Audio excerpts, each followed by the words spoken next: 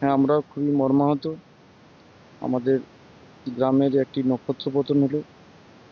চন্দ্রনাথ রোদ আমাদের সবার প্রিয়, সবার আদরের শুভেন্দুবাবুর আপ্তসহায় হিসেবে কাজ করতেন।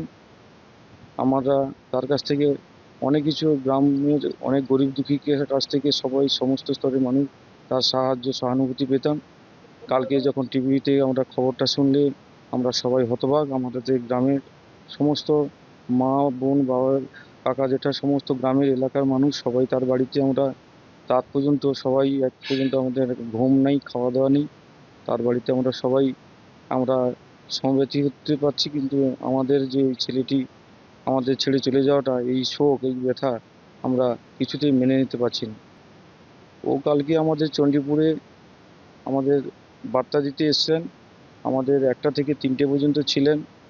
আমাদের যারা কর্মীরা ছিলেন তাদেরকে শান্তি শৃঙ্খলা যাতে সবাই ভালো থাকে তার একটা বার্তা দিতে এসছিলেন।